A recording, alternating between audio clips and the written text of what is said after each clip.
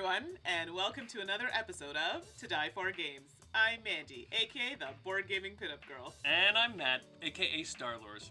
Today we're going to be talking about The King's Men. Now, this is a game that was made in 2014 by R. Alex van Vloten and distributed by Altmodegames.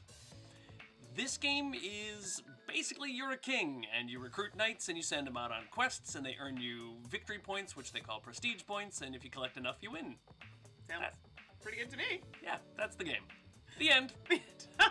Not exactly. Now we got to give a little bit more detail for our review. So, let's get to it. All right. Well, I thought that the theme fit very, very well. I don't know that you could replace this with anything else. The knight theme, the being the king and sending them out on missions works. I liked the theme of the artwork. I'm a little impartial to Renaissance, medieval. I like that sort of theme, so that worked really well for me. Having said that, there are a few things that we noticed that I didn't quite understand. Yes.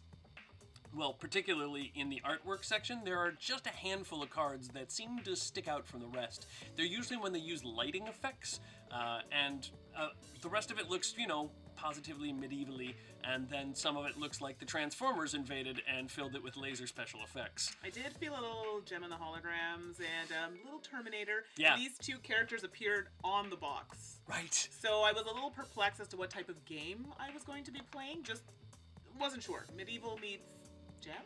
Yeah, it was a little odd, just in a couple of choices. Overall, though, theme fit very well. Yeah, and I actually really enjoyed the art for the most part. It fit the theme, with the exception of a couple of those characters, but other than that, I did enjoy it. So that part of it, thumbs up.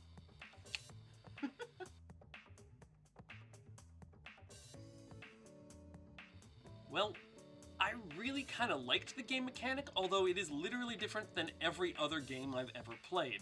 You do have to roll the dice in order to score the cards, but it's so much more than just dice rolling. The cards in front of you have a play. You have cards in your hand. You play them on each other, sort of Munchkin style. But there's nothing else that I can really compare this to. It's apples and hand grenades. Yeah, I kind of agree with you there. I was trying to pinpoint what kind of mechanic, but you're right. You had the dice rolling, you had the cards. I'm like, is it drafting? No. Is it deck builder? No. Is it a purely dice game? No, because you have the cards. So I felt like there was a bit of like Elder Sign kind of happening there, because you had some dice that you had to resolve and use to get results, but then you had the cards. So I'm like, is it a Dominion type game? It was a little... I couldn't pinpoint. It's not a bad thing necessarily, because now you're kind of creating your own kind of niche. Yeah, it's a totally different genre. You can't really say, oh, this is work replacement, this is card drafting. It's its own thing. It's a mishmash, which is not a bad thing. I mean, it gives you a bit of everything, and there's nothing wrong with that. Yeah, it's a little frenetic, but fun. Yeah, exactly. The quality of the components in the game, I thought overall were good. The box itself was actually quite nice. It had a nice finish to it. The actual pieces of the game were good. The cards were thick, made of a thick material. I wasn't particular for the coins, but then again, I do tend to go for more deluxe type games.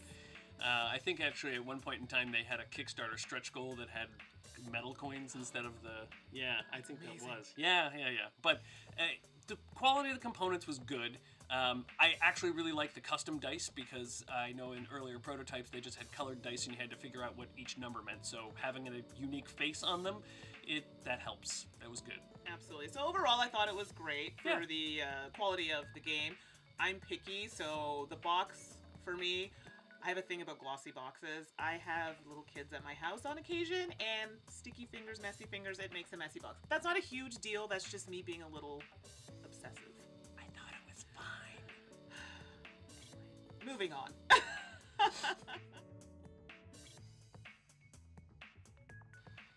So I don't know if this would compare to any game that's on the market. I don't know, can you think of any? Not even remotely. It has some aspects, you mentioned Elder Sign, where it's, you roll the dice and that determines your successes, but there's these other things that the dice let you do. It's got aspects of Munchkin in it, because you're constantly playing cards for and against other players. There's a lot of backstabbery and nefariousness going around. There's nothing like this game. It really is unique, and I appreciate that. In this day and age, we're blessed with a huge number of games out there, but to not fit into a genre takes some serious skills, so thumbs up for that. Absolutely. There's so many games on the market right now, so you thought it would be very easy to place it, but I did find the same as you. I couldn't really think of a game that it was comparable to. It had elements of different types of games, like the ones we have mentioned, but yeah, so it's kind of on its own there. Not a bad thing. Absolutely not. No, like that. Yeah.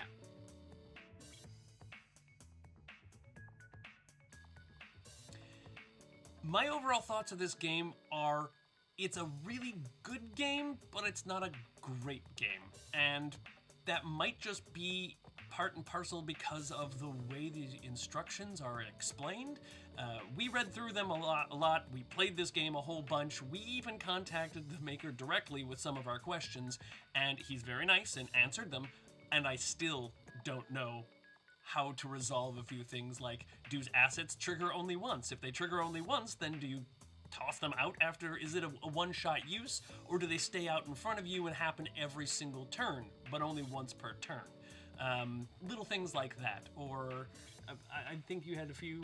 Yeah, well, coming back to what you said, at least something like that is fixable. If the game was broken, that's a little different, which it's not. Yeah. Something like instructions can be rewritten. So on that front, yes, I do think there were a bit of issues with the instructions and the way they were written. Even talking about the player cards, I had a bit of difficulty with some of the wording on the cards. In particular, when it was speaking about actions. Mm-hmm. There are different types of actions at different times in the game, and I thought it could have been a little clearer, or even just the layout in general could have been a little bit clearer for players. I don't know if you agree with that or not. I was fine with the layout, but yeah, it was just, some of the things are a little bit murky, some of it was very frenetic, and with the luck component and dice rolling, and now I am a terrible dice roller, she is catastrophically bad. We literally played one game. The entire game was 2 turns. Forget 15 minutes. It was 2 turns long, and it was because we drew the 2 biggest peril cards right off the bat, and neither one of us ever had a chance of recruiting enough knights to possibly beat it. Like, we tend to double up the number of knights that we need in order to succeed, so if you need 2 successes, we do 4 knights. No, this was, it was literally game over in 2 turns. So, I like that, you know, that element of randomness. It adds replayability to it, which is good, but... yeah, that was a very disappointing way to start the game off. It did get better.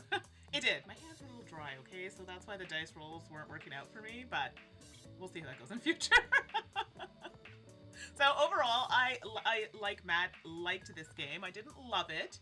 This would definitely be a great game for me to bring to work, to play with my coworkers, because I think it's easy enough for them to pick up, and it's an hour, so it definitely plays within that time frame. Coming back, like I said earlier, about the formatting of the player cards, I'm one of those people, sometimes I play a game, I'm a little slow, I have to refer to the cards, so it's nice when I have a player card that is, or like a player aid, that is really well written out for me. So again, that's something that you can change, so that's not too much of an issue right now. The actual mechanics of the game, I thought it was good. I did like the mix between the cards and the dice. If you are a bad dice roller like me, again, that comes down to luck. So really, yes, your game does rely heavily on how well you roll, or you're just going to have to accumulate a lot of dice and hope, cross your fingers, that you actually roll successes. And then watch when I played just the right card at just the wrong time and she loses 1 success and then screams. Yeah, pretty much, because I only just ever make it. The cards themselves, I thought they had a good amount, or a good variety of cards. I'm almost hoping that later on they do add a few more. Do you know what I'm talking about? Yeah, absolutely. And the one other thing that I would say is that a lot of the quest cards looked shockingly similar to peril cards. Yes, they have, you know, different symbols on the cards themselves, but when I look down and I see a barbarian, I don't necessarily think quest. I would probably think peril. Same thing with a big red dragon. The biggest, baddest looking thing in the whole game is a quest to go beat a red dragon, but it's a quest card, not a peril card. So the first time we saw that, we made the mistake of sticking that on top of the kingdom deck, because we're like, oh, clearly it's a peril, it's a dragon. Right. No. It is not. So that was a little confusing.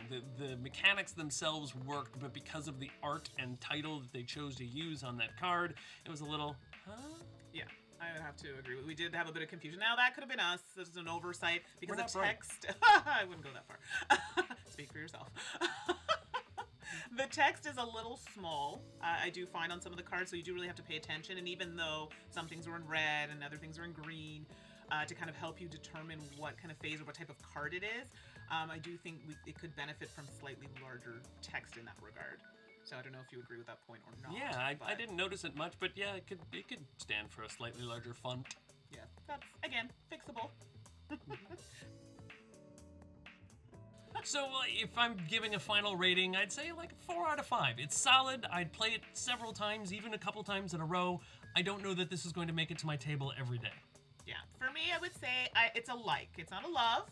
Very good elements to the game, so definitely something I would play at work with my colleagues. Will it hit the table? Sure. Once I get by the initial explanation to my colleagues, I think they would play this game, and they like the fact that it would be able to be played within the hour.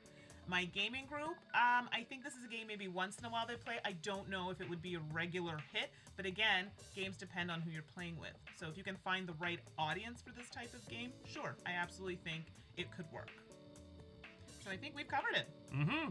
Well, that's it. So thanks for joining us for our detailed review of The King's Men, and we'll see you next episode. Bye. Bye.